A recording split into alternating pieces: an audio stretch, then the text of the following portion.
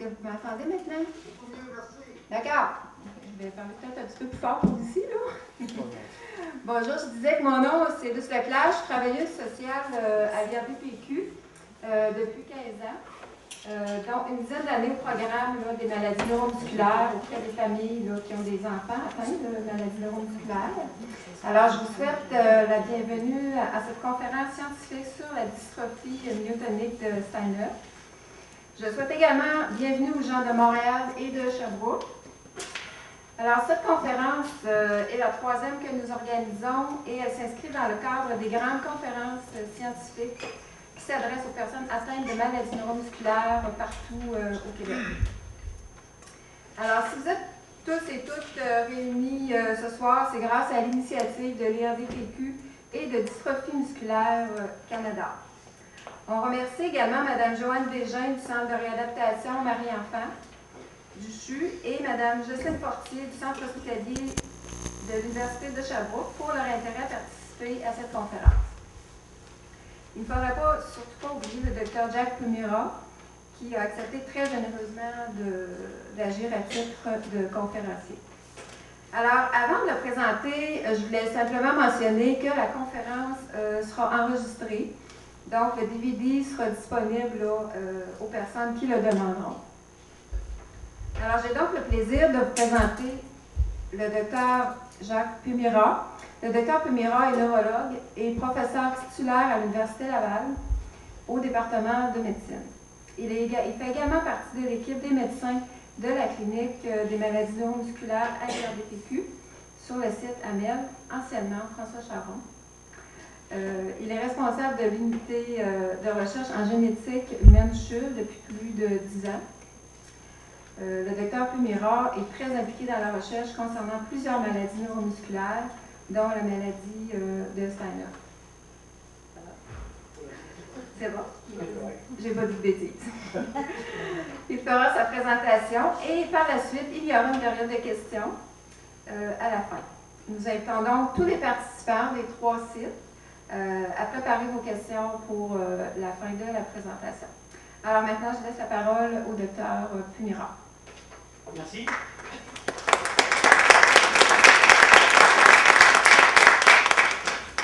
Est-ce que vous m'entendez bien tout d'abord à Sherbrooke et Montréal? Oui, à Sherbrooke. Et à Montréal? Pas de réponse.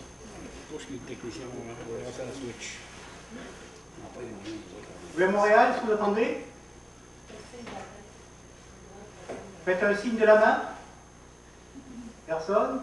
Non. Dr Pumira, demandez-leur s'il voit la... Est-ce que vous voyez la présentation aussi? À Montréal, à Sherbrooke? Oui, à Sherbrooke. Montréal? Oui, bouge la main. Bougez la main. Ok, c'est bon, c'est parti. C'est bon, alors on commence. Alors, le titre de la présentation aujourd'hui va porter sur la dystrophie myotonique de Steiner et on va faire un survol du gène au traitement. Et j'ai divisé un petit peu l'exposé en 2 parties. Une partie qui vous intéresse bien sûr, qui est une partie clinique pour répondre à certaines de vos interrogations et de vos questions. Et deuxième partie qui va être plus recherche, où en est la recherche, où on va, qu'est-ce qu'on peut espérer comme traitement pour votre maladie. Alors tout d'abord, quelques petits rappels. La dystrophie myotonique de Steiner a été décrite par Gustav Steiner, un médecin allemand, en 1909, c'est-à-dire que l'année prochaine, il y aura 100 ans que la maladie a été décrite, et le prochain congrès sur la maladie qui a lieu tous les 2 ans et qui réunit tous les spécialistes au monde aura lieu justement en septembre prochain en Allemagne. La dystrophie myotonique de Steiner, c'est la plus fréquente des dystrophies musculaires de l'adulte. Et là, je voudrais faire une parenthèse et qui est souvent, qui prête à confusion, c'est que souvent dans les journaux, même les journalistes parlent de la dystrophie musculaire, on a trouvé un traitement. C'est comme dire, on a trouvé un traitement pour le cancer, mais quel cancer? Alors là, on peut dire la même chose, c'est quelle dystrophie? La dystrophie musculaire, il en existe plus d'une trentaine, et il y a des traitements qui sont spécifiques pour chaque maladie. Donc, quand on dit qu'on a trouvé un traitement pour la dystrophie musculaire, c'est pour une des 30, c'est-à-dire que pour les 29 autres, il n'y a pas de traitement. Donc il est important de bien faire attention lorsqu'on parle de dystrophie musculaire, de quelle dystrophie musculaire on parle. En ce qui concerne les dystrophies myotoniques de Steiner, vous voyez, sa fréquence dans le monde, elle touche à peu près dans tous les pays une personne sur 10 000. Et au Québec, sa prévalence est très élevée, puisqu'elle touche environ une personne sur 500, et en particulier au Saguenay. Et là, vous vous posez tous la question, pourquoi il y a cette concentration de patients de cette maladie au Saguenay? Alors, je vais vous donner l'explication. Alors, beaucoup disent, ah, c'est la consanguinité du mariage. Mais la consanguinité n'a rien à voir dans la fréquence de cette maladie au Saguenay. Pourquoi? Je vais vous l'expliquer. Vous voyez ici, un père et... Oh, qu'est-ce que j'ai fait? Donc ici, vous voyez un père et une mère, mettons, au hasard. Le père est atteint de dystrophie parce qu'il a un gène malade qui est noir.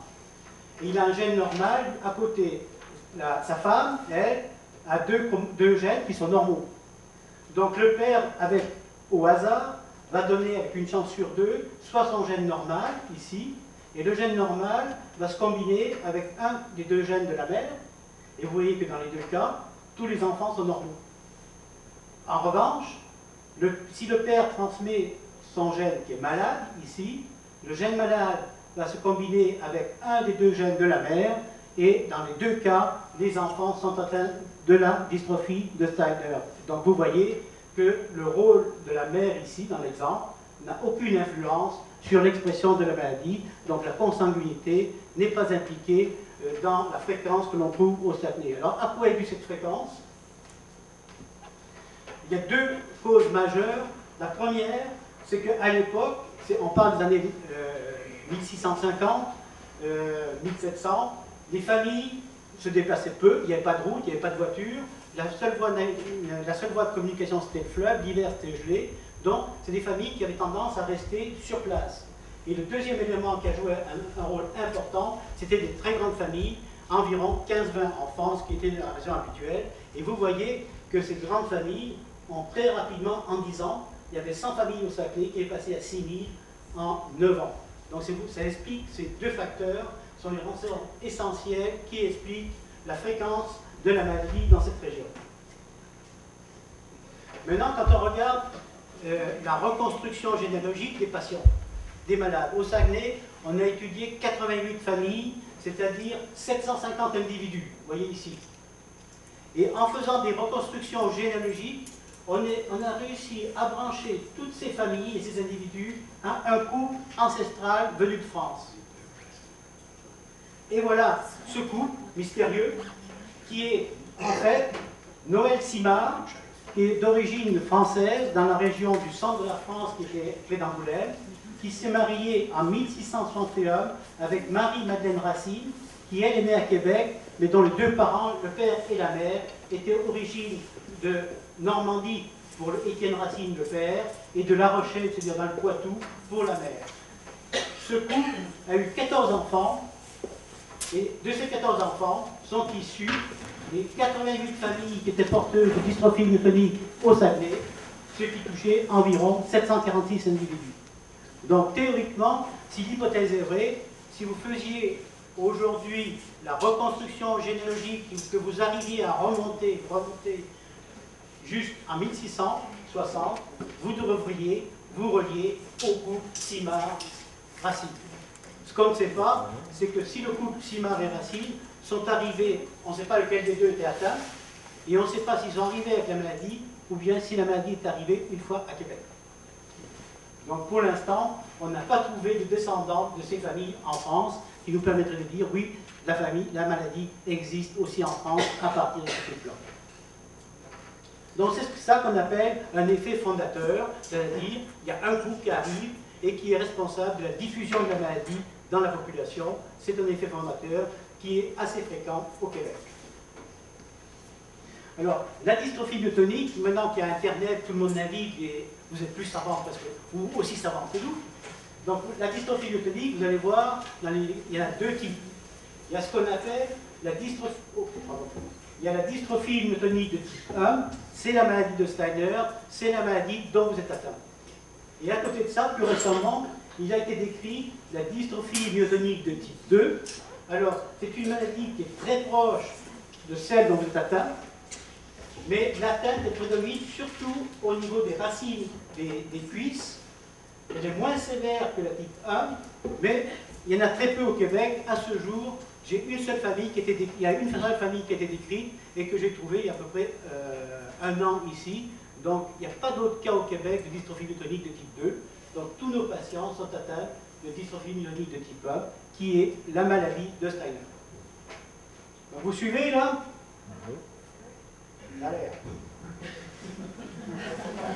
Alors, quand on parle de dystrophie myotonique de type 1, il y en a plusieurs formes en fonction du début de la maladie. Et vous voyez qu'on la classifie généralement en 5 formes. Il y a les formes congénitales, on en dira 2 mots tout à l'heure. La forme congénitale, elle débute dans les 30 premiers jours de la vie, c'est-à-dire dans le premier mois. Lorsque la maladie débute entre 1 mois et 10 ans, on parle alors là de forme infantile. Entre 10 et 20 ans, le début, c'est ce qu'on appelle la forme de l'adulte jeune. Entre 20 et 40, c'est la forme de l'adulte qui est classique. Et la forme tardive qui peut se développer à partir de 40 ans, c'est ce qu'on appelle la forme tardive de la dystrophie de Steiner. Maintenant, quelles sont les manifestations de la maladie? Alors, ce qu'il faut dire d'emblée, c'est que les manifestations de la maladie sont extrêmement variables entre les individus, entre les familles, et même dans une même famille, personne n'est atteint de la même manière. Donc ça, c'est un mystère dont on n'a pas l'explication aujourd'hui, mais c'est une réalité. Alors, c'est une atteinte des muscles. Il y a une atrophie et une faiblesse musculaire dans la maladie. Et contrairement aux autres dystrophies musculaires, comme la dystrophie de Duchenne, où les enfants ils ont du mal à se relever parce qu'ils ont une faiblesse des muscles de la cuisse, des épaules, dans la dystrophie dont vous êtes atteint, la dystrophie de Steiner, l'atteinte prédomine distalement, c'est-à-dire au niveau des mains et au niveau des pieds. Il y a également, ce qui n'est pas classique dans la dystrophie musculaire, une atteinte des muscles de la face et du cou, alors que normalement, dans beaucoup de dystrophies musculaires, la face et le cou ne sont pas touchés. Donc, dans l'atteinte des muscles de la face et du cou, il y a les muscles releveurs des paupières, et c'est pour ça que la faiblesse de ces muscles-là fait que vos paupières ont tendance un petit peu à tomber. C'est ce qu'on appelle une tôle. Enfin, au niveau de la face, il y a une atteinte des muscles. Voilà. Il y a une atteinte des muscles du larynx et du palais, et cette atteinte des muscles du larynx et des palais est importante parce que c'est elle qui fait que, lorsque vous parlez, vous pouvez avoir la difficulté, et c'est cette atteinte qui fait que certains d'entre vous ont de la difficulté pour avaler. Enfin, vous voyez qu'il y a l'atteinte aussi des muscles respiratoires et du diaphragme, et ce qui fait que dans cette maladie, comme on va le voir, il peut y avoir une insuffisance respiratoire, une atteinte des muscles abdominaux. Alors l'atteinte des muscles abdominaux, ce qu'on voit classiquement, c'est comme dit toujours, il y a le petit bedon qui est responsable parce que la faiblesse des muscles, donc on a tendance à avoir le petit bedon, et une atteinte de la musculature axiale. Et enfin, à côté de la faiblesse musculaire, ce que beaucoup de gens se plaignent, c'est qu'ils ont les mains qui barrent. Ils viennent consulter, ils disent docteur, j'ai les mains qui barrent, c'est-à-dire quand elles sont fermées, ils n'arrivent plus à les relâcher. Quand ils tiennent un objet, ils n'arrivent plus à les lâcher. C'est ce qu'on appelle en clinique, nous, médecins, de la myotonie ici. Mais c'est une maladie qui est complexe, contrairement aux autres dystrophies musculaires, car il n'y a pas que les muscles qui sont touchés. Il y a d'autres organes. Alors, au niveau des yeux, il y a des cataractes. Au niveau cardiaque, il peut y avoir, c'est pas chez tout le monde, mais il peut y avoir des troubles du rythme cardiaque. Dans la majorité des cas, c'est silencieux, c'est-à-dire on le détecte uniquement sur l'électrocardiogramme, mais vous n'avez aucune manifestation. Mais dans d'autres cas, ça peut créer des palpitations, des syncopes, et dans les cas les plus graves, ça peut entraîner la mort subite. L'atteinte respiratoire, comme je l'ai dit, il y a l'atteinte des muscles respiratoires, l'atteinte du diaphragme, qui peut conduire à terme à une insuffisance respiratoire. Et le deuxième type d'atteinte, c'est une apnée du sommeil, qui est relativement fréquente aussi dans cette maladie. L'autre manifestation, c'est l'existence de troubles du sommeil. Beaucoup d'entre vous se plaignent d'avoir une hypersomnolence, de dormir dans la journée. C'est en rapport avec la maladie. Et cette hypersomnolence peut être due à deux facteurs. Soit ça peut être la conséquence de votre insuffisance respiratoire, et c'est pour ça que quand les gens ont une hypersomnolence, il est nécessaire de les faire évaluer en pneumologie pour voir si c'est l'atteinte respiratoire, parce qu'à ce moment-là, on peut faire une ventilation qui améliore grandement la vigilance des sujets. Et l'autre cause, qu'on ne connaît pas très bien, c'est d'origine une atteinte du système nerveux central qui est responsable de cette somnolence. Enfin, dans les atteintes endocriniennes, il existe une résistance qu'on appelle à l'insuline, c'est-à-dire une altération du métabolisme du glucose. Alors qu'est-ce que c'est?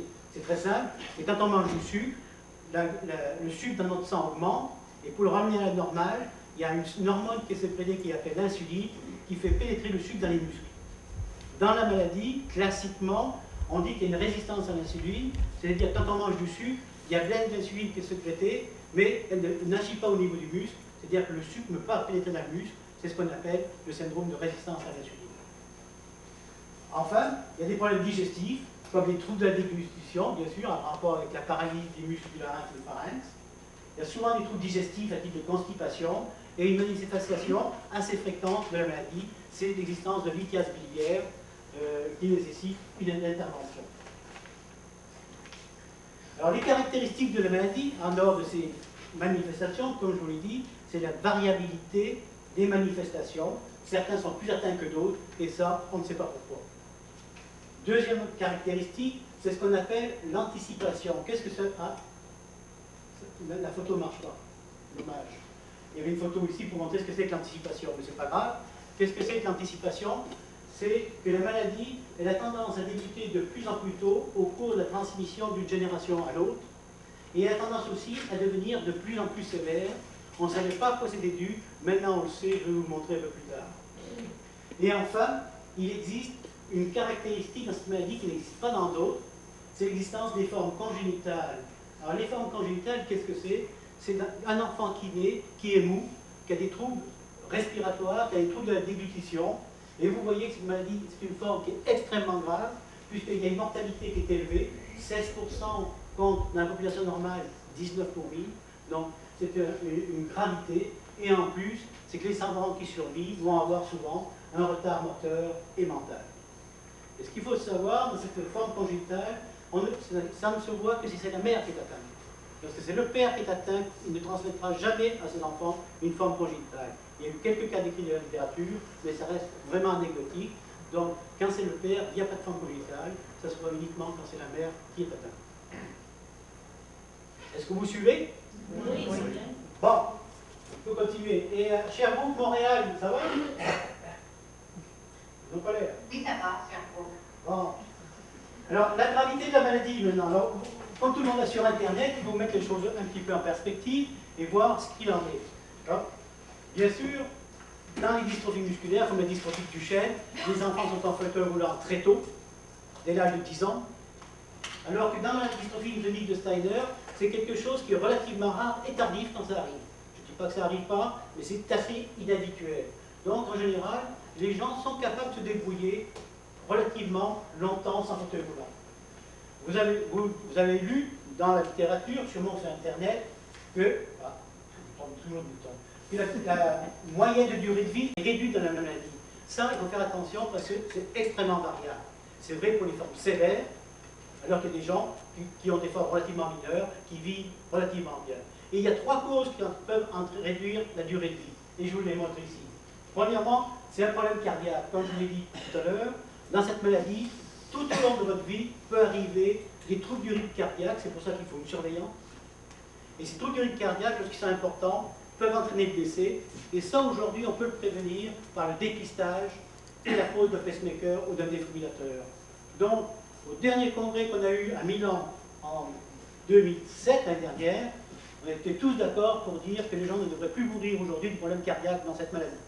Ça suppose, bien sûr, un suivi régulier de nos patients. Deuxième cause qui peut entraîner le décès, c'est l'insuffisance pulmonaire.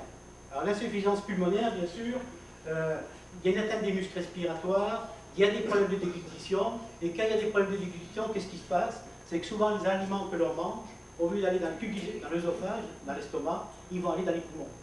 Alors quand ça arrive une fois de temps en temps, ça nous arrive tout de nous étrangler, comme même moi aussi. C'est pas pour ça qu'on va avoir une insuffisance respiratoire dans cette maladie, c'est que ça va arriver pratiquement tous les jours, ou 2-3 fois par semaine, et au bout de 3-4 ans, ça aggrave l'insuffisance pulmonaire. L'insuffisance pulmonaire, ça va retentir sur le cœur, et c'est là qu'on peut avoir des décès. D'où, là aussi, je vous montre l'importance, quand on a des problèmes de déglutition, d'une évaluation et d'une surveillance, comme on va voir tout à l'heure, très très poussée. Deuxième facteur de gravité de la maladie, c'est les formes congénitales, on les a vu tout à l'heure. Donc, je ne vais pas en redire. Au cours de la grossesse, là aussi, il y a des risques d'avortement, de prématurité, d'accouchement difficile. Et enfin, il faut savoir, c'est lors de l'anesthésie générale, il peut y avoir des problèmes d'insuffisance respiratoire qui peuvent être sévères, qui peuvent même conduire au décès. Mais là aussi, maintenant, on est au courant. On sait qu'il y a des médicaments qu'il ne faut pas donner, d'où l'intérêt d'avoir quelque part le nom de votre maladie sur une carte et avertir les anesthésistes lorsque vous devez avoir une anesthésie générale que vous êtes atteint de cette maladie. Et là, on n'aura pas de problème. Donc, avec un suivi correct, on devrait grandement améliorer votre qualité de vie et votre survie. Et donc, quand on dit que la moyenne de vie est réduite, ce sont des études qui étaient anciennes qui ont montré ça, parce qu'il y avait peu de suivi des gens. Mais aujourd'hui, je suis sûr que la durée de vie des gens est beaucoup améliorée par rapport à il y a 10-15 ans. Alors, comment fait-on le diagnostic? Comment de votre maladie? Alors, premièrement, les manifestations sont typiques. Quelqu'un qui a les mains qui barrent, il y a seulement 2 maladies qui peuvent donner ça. La vôtre et une autre qui est moins sévère, qu'on appelle la myotonique congénitale. Donc, pour nous, quelqu'un qui nous dit « j'ai les mains qui barrent », ça nous évoque ces 2 diagnostics. Deuxièmement, comme vous le savez, c'est une maladie héréditaire. Donc, dans votre famille, il faut qu'il y ait d'autres cas qui aient atteint par cette maladie. S'il n'y a personne, le diagnostic de dystrophie myotonique peut être remis en question. Et enfin, quand on n'a pas, ou qu'on veut confirmer la maladie, donc on fait un test génétique, c'est-à-dire sur une prise de sang, on est capable de mesurer la longueur de l'anomalie génétique que vous avez. Et même au Québec maintenant, depuis 1993, on offre un diagnostic prénatal. Alors, ce diagnostic prénatal permet, il est fait dans les premières semaines de la grossesse, dans les 10-15 premières semaines de la grossesse, permet de voir si le fœtus est atteint de la dystrophie. Et là, on laisse le choix au couple pour une interruption de grossesse ou pas, en sachant que la prochaine fois, il a une chance sur 2 d'avoir un enfant normal. Alors maintenant, on arrive au traitement. Alors les traitements, il n'y a pas de traitement curatif pour votre maladie. C'est-à-dire, on n'est pas capable de la guérir aujourd'hui en 2008, ni demain en 2009. Cependant, il y a beaucoup de traitements qui vont vous permettre d'améliorer votre qualité de vie. Alors, la première chose qui vous embête, c'est la faiblesse musculaire dans les pieds. En effet, quand vous marchez, souvent, les pieds ont tendance à se tordre, on peut faire des entorses. Alors, ceci, on peut vous améliorer grandement par des moyens très simples au début. Par exemple, par le port de chaussures rigides. C'est-à-dire, il faut des chaussures qui bloquent en cuir, qui bloquent la cheville. Et à ce moment-là, la cheville étant bloquée, votre pied ne peut pas tourner, et donc vous pouvez améliorer votre marche. Une méthode simple aussi, qui marche relativement bien chez les patients, c'est le port de chevillère. Donc là aussi, c'est quelque chose de rigide qu'on met autour des chevilles pour bloquer la cheville, pour éviter les pieds de tourner. Et quand ce n'est pas suffisant, donc, on peut avoir recours aux orthèses tigales qu'on met dans les chaussures. Maintenant, le sport. Tout le monde nous demande en consultation, est-ce que je peux faire du sport? Est-ce que ça va me renforcer ou pas? Alors, premièrement, c'est que le sport n'est pas capable de vous renforcer. Ça, c'est clair. Okay? Maintenant, la deuxième chose, c'est que tous vos muscles ne sont pas touchés de la même manière. Et donc, il faut préserver vos muscles qui fonctionnent normalement, et le sport est indiqué. Donc, moi, ce que je recommande toujours, c'est oui, faites de l'exercice à 2 conditions, c'est qu'il soit adapté à votre condition. Si quand vous faites de l'exercice, vous êtes épuisé, vous avez des crampes et des douleurs, c'est que l'exercice est trop fort pour vos muscles, qu'il faut ralentir. Donc, voilà une condition relativement simple pour améliorer votre condition musculaire. En ce qui concerne les barrures dans les mains, la majorité des patients ne désirent pas prendre de médicaments parce qu'ils sont habitués puis ils vivent avec. Mais ceux qui ont des barrures sévères, il y en a, ça n'empêche de travailler, il y a des médicaments qui peuvent être utiles, comme le sulfate de quinine ou le dilantin. Une autre manifestation pour laquelle il existe un traitement, c'est la somnolence.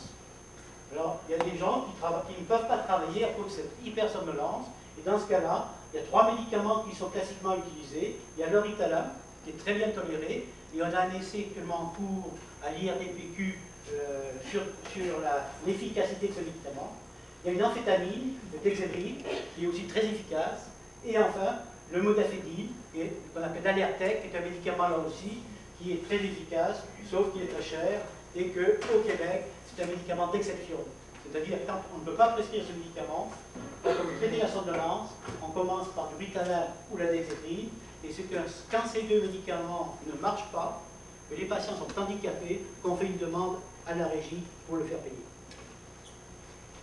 Trouble du rythme cardiaque, comme je l'ai dit, donc là aussi le traitement, c'est le pacemaker, le défibrillateur, donc il y a des traitements qui existent, c'est la prévention qui est importante, et aujourd'hui, je le répète, on ne devrait plus mourir de problème cardiaque dans cette maladie. L'insuffisance respiratoire, alors comme je le dis, c'est un élément important à traiter dans la mesure où ça peut entraîner le décès. Alors, quand il y a une apnée du sommeil, on peut faire une ventilation nocturne. Et ces ventilations nocturnes donnent plus de vigilance aux gens et permet de diminuer cette somnolence lorsqu'elle est en rapport avec la ventilation. Et on recommande bien sûr d'éviter de prévenir les infections, parce que chaque infection qu'on va faire, c'est un facteur qui va être aggravant pour nos poumons. Et donc, on conseille aux gens d'avoir une vaccination anti-grippale et contre la pneumonie. Et enfin, les cataractes, ça aujourd'hui, ça ne pose plus un problème, parce qu'elles sont suivies, et quand elles sont mûres, qu'on appelle, c'est comme la pomme, on les enlève, et puis c'est réglé. Alors, la surveillance et la prévention, si vous voulez améliorer votre qualité de vie, si vous voulez prévenir un petit peu les manifestations, voilà les surveillances que vous devriez avoir à un rythme variable selon votre état. La première, c'est la surveillance cardiaque avec un électrocardiogramme. Alors, la fréquence, ça peut être annuel, c'est-à-dire que quand il y a des signes de la maladie à l'électrocardiogramme, en principe, on fait un électrocardiogramme tous les ans. Quand l'électrocardiogramme est normal, on peut le faire tous les 3 ou 4 ans. On peut donc plus espacer. La surveillance de la fonction pulmonaire, l'insuffisance pulmonaire. Alors nous, à Québec, on surveille systématiquement la capacité vitale. Tous mes patients, on les fait souffler dans un tube pour voir leur fonction pulmonaire. On mesure le taux d'oxygène et leur taux de CO2 pour justement, quand il y a trop de CO2 ensemble, leur permettre une ventilation. L'apnée du sommeil, donc là aussi on la détecte par des examens, ça ne se détecte pas facilement, donc il y a des examens qui nécessitent de passer une nuit à l'hôpital de temps en temps, mais cette apnée du sommeil, elle est très invalidante parce qu'elle vous fatigue la journée. Donc quand on peut la traiter, la détecter, on peut la traiter et vous améliorer. Enfin, la surveillance des troubles de la déglutition, comme je vous l'ai dit, le fait que vous avez les travers, ça veut dire qu'il y a des aliments qui risquent d'aller dans vos poumons, entraîner l'insuffisance pulmonaire, d'où la nécessité d'avoir des conseils de nutrition sur le type de nourriture qui vous convient, et également d'évaluer la difficulté que vous avez à avaler par des examens un peu plus compliqués. Surveillance oculaire, donc là, c'est le dépistage des cataractes quand elles sont mûres, ça ne pose pas de problème. Et enfin, comme je vous l'ai dit tout à l'heure, en cas d'anesthésie générale, toujours prévenir l'anesthésiste que vous êtes atteint de cette maladie, et donc l'existence de la carte, que je pense que Dystrophie Canada a mis en service, est très utile de ce point de vue-là. Les traitements qui sont inefficaces. Alors, beaucoup me demandent, si je prends ça, est-ce que ça va me faire du bien? Si je prends ça, alors voilà, les études qui ont été faites montrent clairement que tous ces médicaments sont inefficaces. Le DHEA, par exemple, on a fait une étude, on a voulu faire une étude ici, on n'a pas pu la faire à cause de Santé Canada, mais nos collègues français ont réussi à la faire. Ils ont publié les résultats cette année, aucun effet sur la force musculaire. Donc c'est pas la peine de prendre du DHA, ça ne vous redonnera pas de la force, contrairement à ce que l'on dit beaucoup dans la littérature. Par contre, ce qu'on a observé chez certains patients, c'est qu'ils sont un peu plus vigilants. Alors, la créatine, la glucosamine, les vitamines, le coenzyme Q, aucun effet sur la force musculaire dans votre maladie. Alors vous pouvez en prendre, ça ne fera pas de mal, mais ça ne fera pas de bien. Alors maintenant, on a passé la partie clinique, et puis je vais vous montrer où on a amené les recherches, et qu'est-ce qu'on peut espérer dans cette maladie. Je pense que c'est une partie aussi qui vous intéresse. Alors, l'anomalie génétique, elle a été faite, on a été découverte en 92, donc ça fait déjà un petit bout de temps. Et qu'est-ce que c'est? Vous voyez ici, c'est ce qu'on appelle un gène. Et dans un gène, il y a 3 lettres, CTG, qui se répètent. Alors, dans la population normale, comme moi, par exemple, dans ce gène-là, j'ai une répétition de TTG, mais le nombre de répétitions dans la population normale est toujours inférieur à 38. Et pour une raison que l'on ne connaît pas, dans votre maladie, le nombre de répétitions augmente, et vous voyez qu'il peut aller de 40 jusqu'à 5000. Et d'une manière générale, donc, quand on vous demande de passer un test génétique, c'est que ça nous donne quand même une idée de l'évolution de votre maladie, et je vais vous montrer sur la prochaine diapositive. Est-ce qu'il y a une corrélation entre le nombre de répétitions que vous avez et la gravité de votre maladie? Donc on a publié cette étude avec Jean-Mathieu l'année dernière, et vous voyez qu'on a regardé des gens qui avaient des répétitions entre 40 et 100. Donc normalement, inférieur à 40, on n'a aucune manifestation. Ceux qui ont 40 et 100 répétitions, dans 44% des cas, les patients n'ont aucun signe de maladie. Et ceux qui sont des signes de la maladie, c'est essentiellement des barrures dans les mains et des cataractes, mais ils n'ont pas de faiblesse musculaire. Donc c'est une maladie relativement bénigne. Au contraire, si on regarde des gens qui ont des répétitions entre 100 et 200, d'accord, plus grand, vous voyez que déjà que 69% des gens ont des manifestations de la maladie. Et ces manifestations-là, c'est la faiblesse musculaire, c'est les barrures dans les mains, c'est les cataractes, c'est l'hypersomnolence, c'est-à-dire c'est les symptômes classiques, les manifestations classiques de la maladie. Et quand le nombre de répétitions est supérieur à 1000, bien sûr, c'est là qu'on voit les formes congénitales et infantiles qui sont souvent associées à un retard moteur et mental. Donc quand on vous demande de passer un test génétique, pour nous c'est important, parce que vous voyez, si vous avez 50 répétitions, on va vous dire, votre vie, vous ne serez pas gêné, vous allez vivre pratiquement comme ça toute votre vie. Par contre, si vous avez 1000 répétitions, il est évident que la manifestation de la maladie va être plus sévère. Il faut faire une exception, une notation cependant, c'est que ce n'est pas une règle absolue. On a des patients qui ont 1000, qui ont peu de manifestations, et d'autres qui ont 300, qui sont très gravement atteints. Mais d'une manière générale, c'est ce qu'on observe. Maintenant, je vous ai dit que dans cette maladie, il y a ce qu'on appelle l'anticipation, c'est-à-dire que la maladie a tendance à débuter de plus en plus tôt quand on la transmet d'une génération à l'autre, et les manifestations sont de plus en plus sévères. Et maintenant, on a la génétique, on a compris pourquoi. Vous voyez ici cet exemple où le grand-père, il avait 60 répétitions. Si vous regardez tout à l'heure, 60 répétitions, c'est quelqu'un qui n'a pas de manifestation, un peu de barrure dans les mains. Et il a eu 4 enfants, et vous voyez que chez les enfants, la longueur des répétitions augmente de manière très importante, et les enfants sont plus atteints. Et lorsque ces enfants-là ont des enfants, vous voyez que les enfants augmentent à 1000 et 1200, et dans ces cas-là, la maladie a tendance à être plus sévère, et c'est ce qu'on appelle l'anticipation. Ça commence plus tôt, et c'est plus grave, avec un risque de forme congénitale. Alors, ceci, c'est un schéma général, mais ce n'est pas toujours vrai. En médecine, c'est jamais blanc et jamais noir, c'est pour ça qu'on ne sait jamais répondre, c'est toujours gris. Alors, vous voyez ici, au Québec, on a 2 familles très importantes qu'on est en train de publier ici. Cette première famille, vous voyez ici, vous avez 2 frères et une sœur qui ont entre 650, 500 répétitions. Donc c'est beaucoup, c'est des gens qui ont les signes classiques de la maladie. Et ces 2 frères, ils ont eu chacun 2 enfants chez lesquels le nombre de répétitions a diminué.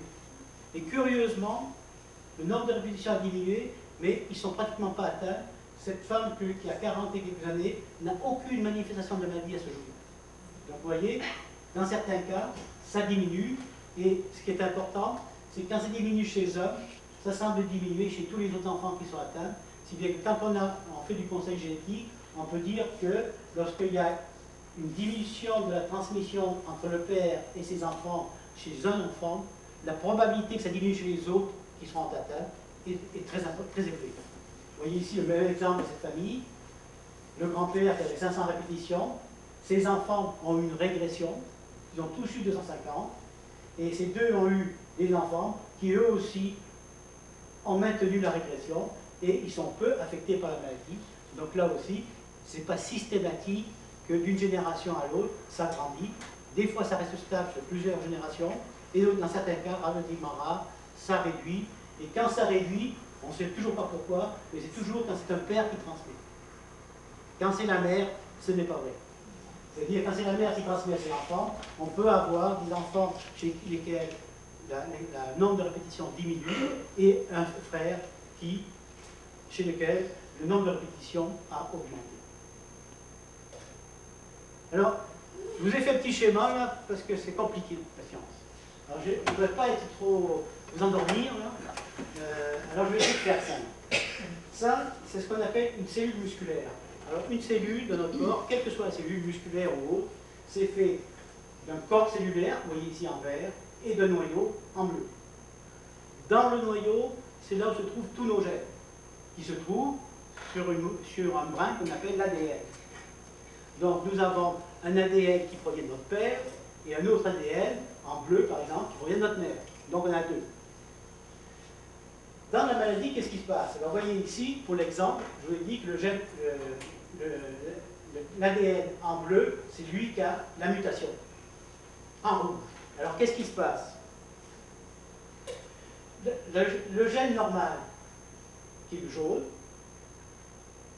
va donner naissance à ce qu'on appelle un ARN. Bon, ça n'a pas d'importance, là je vais vous expliquer pourquoi. Cet ARN passe dans le corps de la cellule et il va à l'usine où on fabrique la protéine, qu'on appelle ici la protéine kinase. Et voilà la protéine qui est fabriquée. Alors vous voyez pourquoi ça se passe comme ça? Parce que le gène qui se trouve dans le noyau ne quitte pas le noyau. Et l'usine pour fabrication de la protéine se trouve dans le corps cellulaire. Et donc, il faut bien qu'il y ait un transporteur qui prend l'information du gène et qui va l'amener ici, au niveau de l'usine. Ce transporteur s'appelle de l'ARN, ou aujourd'hui, on va dire que c'est le transporteur. Maintenant, notre gène qui est malade, qu'est-ce qui se passe? Alors, le gène qui est malade, on sait qu'il fabrique bien le transporteur. Le transporteur est présent, et dans le transporteur, on sait qu'il y a l'anomalie génétique. Mais par rapport au jaune qui est normal, le transporteur ne franchit pas le noyau, il reste dans le noyau, il s'accumule dans le noyau, vous voyez, et dans le noyau, qu'est-ce qu'il va faire? Il va lier certaines protéines qui vont se coller, ce sont les boules blanches. Et le fait de lier ces protéines, ça va les empêcher d'exercer leur fonction, et c'est le mécanisme de la maladie aujourd'hui. Vous voyez, les ARN, les transporteurs s'accumulent dans le noyau, ils lient les protéines, ces protéines ne font plus leur job, et par conséquent, elles induisent la maladie. Et vous voyez ici, dans des cellules de malades, les ARN, les transporteurs qui s'accumulent dans le noyau, on est capable de les visualiser. C'est tous les petits points rouges que vous voyez ici. C'est les transporteurs qui ne sont pas capables d'aller à l'usine et qui s'accumulent dans le noyau. Et c'est ça qui cause votre maladie. Et donc, quand on a su ça, on l'a su à peu près dans les années 2000, que ça se passait comme ça. On s'est dit, si on arrive à détruire ces transporteurs, là, les protéines ne pourront pas se lier, et donc elles vont pouvoir faire leur job, elles devraient améliorer les patients. Et donc c'est une hypothèse que j'ai faite en 2000, qu'on a vérifiée, et qui s'était avérée exacte. Je vais vous montrer pourquoi. Alors ici, on a développé ce qu'on appelle, je ne vais pas rentrer dans les détails, un gène médicament. C'est-à-dire un gène médicament, ça veut dire quoi? C'est que ce n'est pas de la poudre comme on prend de l'aspirine, c'est plus compliqué que ça. Alors on va rester dans le terme de gène médicament. Alors le gène médicament qu'on a développé, on a voulu regarder s'il était capable de détruire le transporteur. Alors, vous voyez ici cette image, vous avez une cellule normale, et vous avez le transporteur ici, en noir. Dans la cellule malade, vous avez le transporteur normal en noir, mais vous avez aussi une bande au-dessus qui correspond au transporteur malade, qui s'accumule dans le noyau. Et donc, lorsqu'on a traité des cellules par différents gènes médicaments, vous voyez qu'ils n'ont pas d'effet, comme ces deux-là, alors que celui-ci a été capable de détruire le transporteur qui était malade. Donc on s'est dit, première étape, on a gagné, on est capable de détruire le transporteur. Deuxième étape, est-ce que la cellule va refonctionner normalement? Et c'est ce qu'on a montré. Vous voyez? Alors ici, alors là c'est encore la même chose que tout à l'heure, c'est-à-dire on a le gène médicament qu'on a donné ici, vous voyez, il y a 4 cellules, et les noyaux, c'est ce qui est en bleu ciel ici, la cellule. Donc le schéma que je vous ai montré tout à l'heure. Okay? Le gène médicament, il est en vert, et vous voyez que sur les 4 cellules, il est rentré que dans une seule cellule. Les autres, il n'est pas rentré.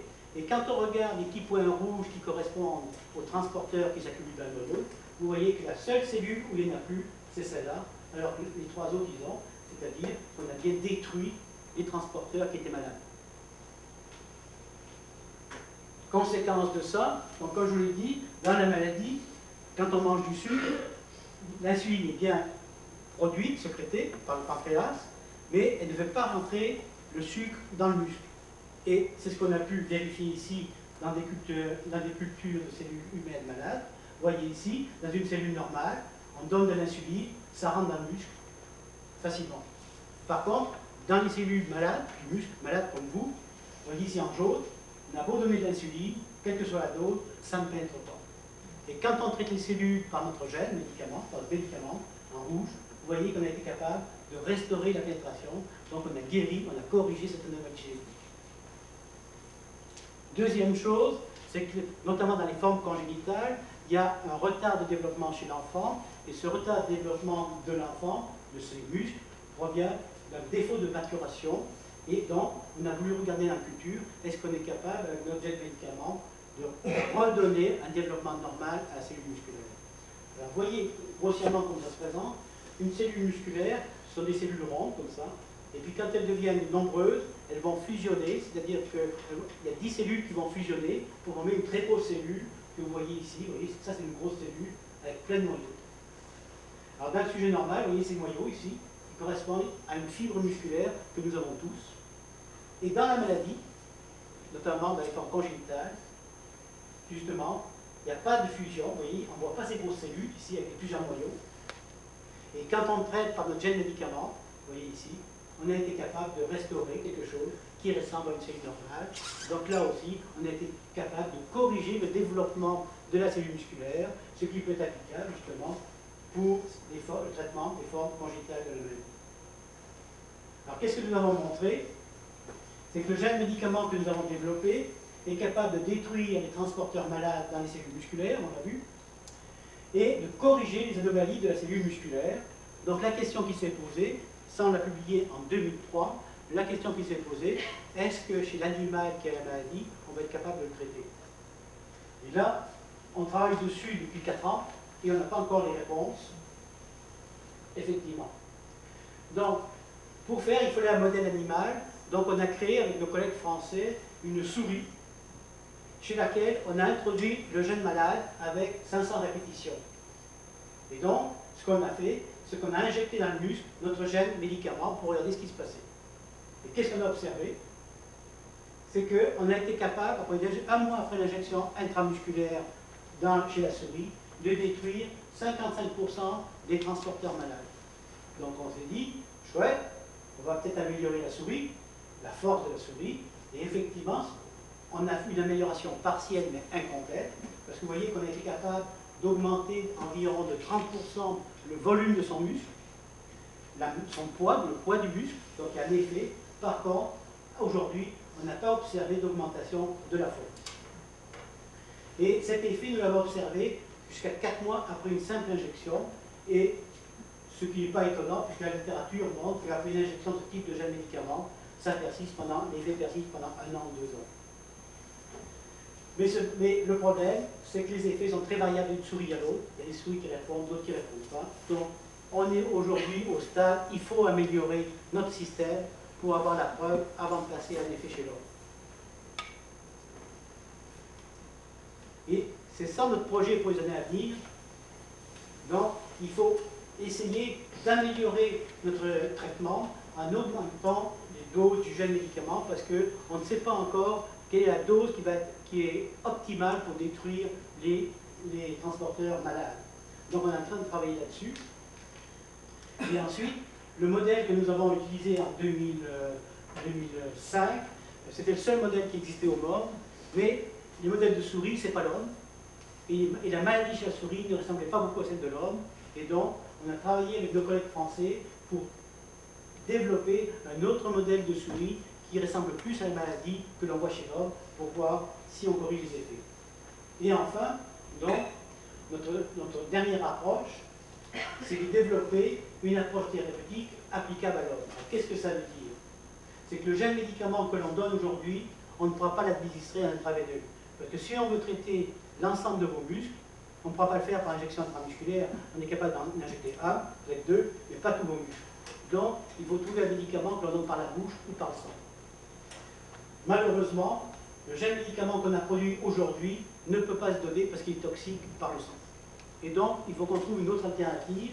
Et donc, on est en train de travailler sur un gel médicament qu'on appellera modifié, qui est injectable, et on sait qu'il n'est pas toxique, parce que le type de gel médicament qu'on appelle un oligonucléotide, c'est pas grave, le nom, il est utilisé aujourd'hui au moins dans 30 études dans le cancer, et les études montrent que c'est relativement peu toxique.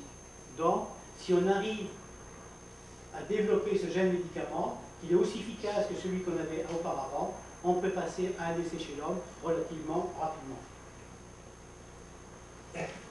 Ensuite, le développement de notre traitement, c'est compliqué. C'est pas aussi simple qu'on le lit dans les journaux, malheureusement. Parce qu'il y a 3 étapes qu'il faut faire.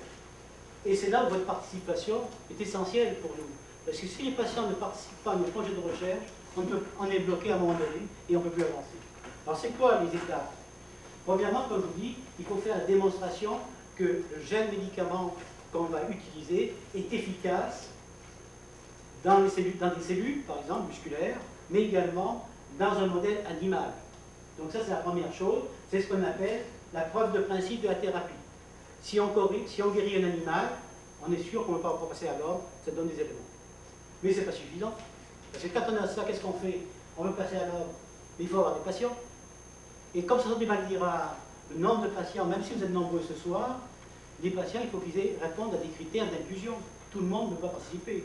Ceux qui sont rebelles, ceux qui ont des problèmes mentaux, ceux qui ont du diabète, peut-être pourront être exclus. Et donc, il faut avoir une large cohorte de patients et qui sont bien caractérisés sur le plan clinique. Et c'est ce qu'on est en train de faire à l'IRDPQ et en France, c'est développer l'évaluation de nos patients pour préparer à des essais cliniques. Et ce qu'on est en train de faire au Canada, c'est de développer, vous allez en entendre parler sûrement en 2009, un registre de la maladie de Steiner pour que les patients puissent se registrer, ceux qui souhaitent participer à des recherches, et qu'on pourra les contacter par ce biais-là. Donc, c'est quelque chose de très important pour nous, ce développement. Et l'autre chose, c'est qu'il faut qu'on développe des outils qui permettent de mesurer la force. Parce que donner un traitement, voir la force, on sait bien qu'au début, ce ne sera pas miraculeux. On n'espère pas que les gens du fauteuil roulant vont se lever et vont marcher. On n'est pas lourd ici, malheureusement. Et donc, il faut trouver des outils qui permettent de mesurer des variations faibles de la force musculaire de l'ordre de 20-30%. Ça n'existe pas aujourd'hui. Et donc, on a un programme que l'on fait à l'IRDPQ avec la France pour développer ce type d'outils. Alors, vous voyez ici le registre que je vous ai parlé. C'est des évaluations cliniques. On a développé avec nos collègues français une grille d'évaluation clinique qui est commune. Cette grille est utilisée par l'ensemble des maladies cliniques neuromusculaires au Québec et est utilisée également en France. Et à ce jour, il y a 200 patients au Québec qui sont recensés, qui ont été évalués, et 120 dans la région parisienne et 600 de référence en France. Et l'ensemble est géré sur une base de données par informatique qui est sous ma responsabilité au Québec et sous la responsabilité du docteur Bassez en France. Donc ça, c'est un point très important. Et vous allez voir que l'année prochaine, pour le moment, vous allez voir qu'on va faire des sollicitations pour encourager à participer à ce registre pour les personnes, bien sûr, qui sont intéressées à faire avancer les recherches. Donc, mesurer la force musculaire, c'est très simple. Alors, on le fait, c'est le programme qu'on a entrepris depuis 3 ans. Donc, on a développé un test qui permet de mesurer la force des releveurs de pied. Et ce test, donc, qui est fait par Johan, qui est ici, là, depuis 3 ans, et il est fait également en France, et on montre qu'il n'y a aucune différence dans les mesures qui sont faites entre la France et ici, ce qui fait qu'on peut faire des études dans les 2 pays et pouler nos données, ce qui est très important étant donné le peu de patients disponibles. L'autre chose, c'est l'imagerie musculaire. Alors ça, c'est important, pourquoi?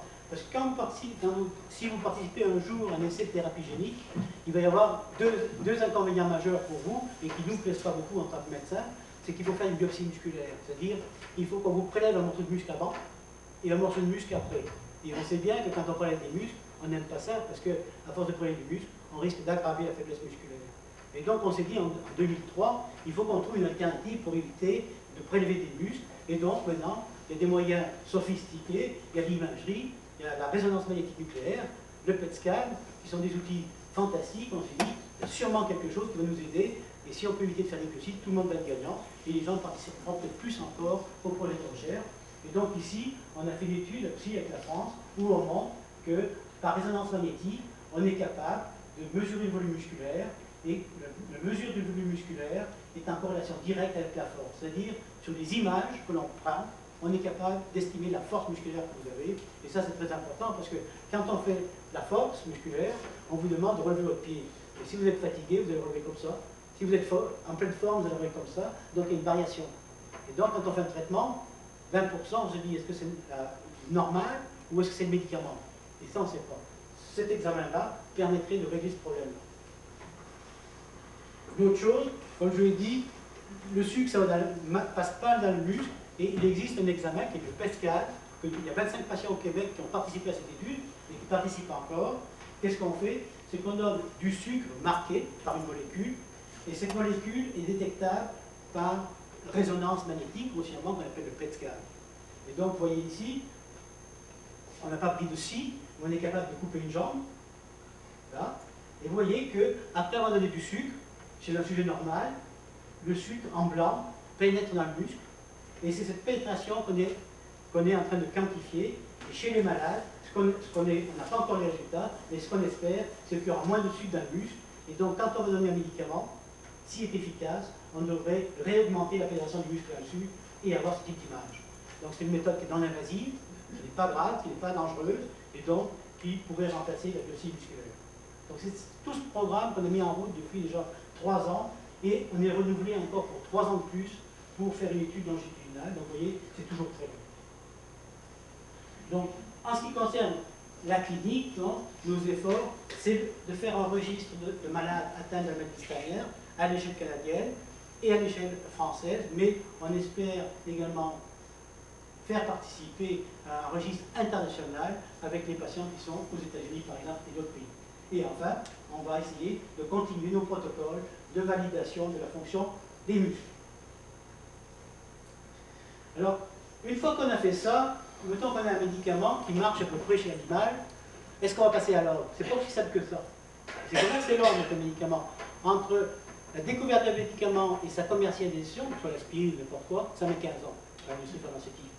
Et ça, c'est un médicament qui est encore plus touché et plus délicat, donc ça va mettre longtemps. Donc, il ne faut pas espérer trouver ces médicaments dans la pharmacie dans les années qui viennent, ça c'est clair.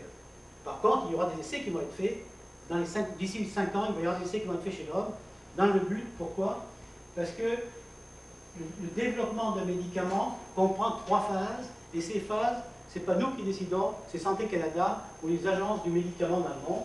Il y a une phase 1 où on vous dit, voilà, vous avez un médicament qui marche chez l'animal, chez l'homme on ne sait rien, donc vous allez prendre 10 patients, vous allez l'injecter et regarder si c'est toxique. On ne va pas savoir si vous l'améliorez, il ne faut pas mesurer la force, on regarde la toxicité. Première phase. Cette phase est longue. Et donc, mettons que ça peut prendre 2 ans, 3 ans. Parce qu'il faut remplir les papiers avec l'administration, et déjà, c'est plus long que de faire le traitement. Donc, on est un peu ralenti. Mais quand cette phase est démontrée qu'il n'y a pas de toxicité, Santé Canada va vous dire, ah, vous allez pouvoir passer à une phase 2. Alors, qu'est-ce que c'est la phase 2? C'est qu'on prend 10 autres patients, limités, on injecte dans un muscle, et on regarde si la force musculaire est améliorée. Et si la force musculaire est améliorée à la fin de cette phase 2, on est censé passer à la phase 3. Et là, la phase 3, c'est l'étude multicentrique qui intervient dans plusieurs pays, plusieurs centres, sur 1000 patients, 2000 patients, pour prouver l'efficacité, l'absence d'effet toxique du médicament, et c'est le prélude à la commercialisation. Donc vous voyez, il faut quand même être très prudent quand on lit dans les journaux, parce que souvent on en dit plus qu'on voudrait en dire, qu'on a trouvé le médicament, qu'il y a un traitement en 2 ans, c'est pas vrai. Il y aura un traitement qui va se développer, vous allez participer à des essais cliniques, et peut-être dans 10-15 ans on va le trouver dans les pharmacies, mais il y a du chemin encore à faire, c'est pas pour demain, malheureusement. Alors, je voudrais terminer là pour vous montrer les recherches qui sont en dehors de nous, dans le monde. Alors, actuellement, il y a une étude qui porte sur l'efficacité d'une molécule qui est un facteur de croissance qu'on appelle l'insuline-like growth factor, qui est l'IGF. Ce n'est pas d'importance son nom, dans la dystrophie myotonique, et c'est une étude qui est en cours aux États-Unis. Donc eux, ils ont réussi à passer ils ont passé la phase 1, le médicament n'est pas toxique, maintenant ils sont en phase 2, ils vont démontrer s'il est efficace. Alors, le problème de ce médicament, c'est un facteur de croissance, c'est comme l'hormone de croissance, grossièrement. Donc, c'est supposé faire grossir les muscles, mais on fait grossir les muscles quand on prend ce médicament, par exemple les athlètes, ça marche, mais ils ont des muscles normaux. Mais les patients, on a beau leur donner n'importe quoi, malheureusement, on n'est pas capable de leur faire augmenter la masse musculaire, parce que le muscle demeure malade. Mais ça peut aider. La deuxième étude qui est terminée, comme je vous l'ai dit, c'est le DHEA. Donc, le DHEA, c'est une hormone sexuelle, si on veut, qui a été essayée en France. L'étude est terminée. Comme je vous l'ai dit précédemment, aucun effet sur la force musculaire. Et enfin, le développement d'un jeune médicament.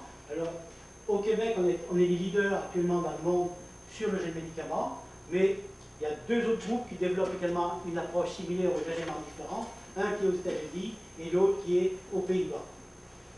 Et enfin, donc nous avons des protocoles que nous travaillons ici, qui sont l'imagerie musculaire pour quantifier le fonctionnement du muscle. C'est une étude franco-québécoise qui est financée par l'Association française de lutte contre l'homéopathie.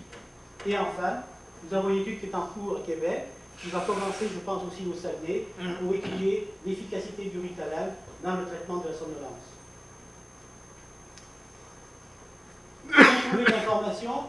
Alors, pour l'instant, il y a mon site web qui est là, où on met de l'information. Alors, beaucoup vont dire, depuis longtemps je le regarde, mais ça ne change pas beaucoup, c'est qu'il n'y a pas beaucoup de changements importants, utiles en ce moment, qui fait qu'on a pu le mettre à jour récemment. Mais il y a toutes les informations sur la maladie, toutes les questions, et vous pouvez me joindre, enfin pas moi directement, mais vous pouvez me joindre par une adresse email ici, si vous avez des questions ou des problèmes.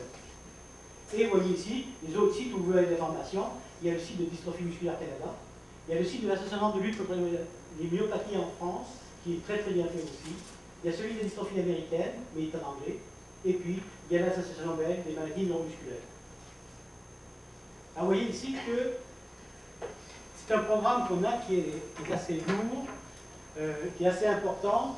On a un budget qui nous est donné, comme je l'ai dit, par l'Association française, qui est de l'ordre de 3 à 4 millions de dollars sur 3 ans. Donc c'est très important. Et je suis le responsable de ce programme. Et vous voyez qu'au Québec, dans mon équipe ici, vous avez des personnes comme Luc Hébert, Joanne, qui sont chargés d'évaluer la force musculaire chez les patients. Docteur Larose, côté Beaulieu, ce sont des radiologues. Donc c'est eux qui font les imageries musculaires, qui interprètent. Vous avez Dominique Leclerc, Alex Brice et Louise Cossette qui sont en charge du registre canadien sur la dystrophie myotonique. Et enfin, Dave, qui est celui qui nous fait nos analyses statistiques, qui travaille à l'Université Laval. Et en plus, donc, je dirige des réseaux français, et en particulier ce laboratoire du docteur Gourdon. C'est elle qui nous produit les souris, donc sans elle, on ne peut rien faire. Denis Ferling, Butler Brown Ferry, ils participent à l'analyse des souris selon des méthodes qu'ils ont développées. Et les médecins français, c'est Aymar, Vial, et Bélance, ce sont des médecins qui sont impliqués dans la dystrophie myotonique de Steiner, et c'est avec eux qu'on fait l'évaluation clinique des patients. Jean-Luc Beaugrette, qui est actuellement ici, qui est venu de France pour nous apporter d'appareils, pour nous aider à quantifier la force musculaire. Donc, et Marc Janier, c'est un radiologue français qui s'occupe de l'imagerie en France. Et aux États-Unis, donc, il y a un laboratoire de Mani Mahadevan, lui, qui a aussi fait des souris qui peuvent nous aider, et donc il est impliqué dans ce programme. Voilà, je pense que j'ai assez parlé. J'espère que vous pouvez pas trop continuer.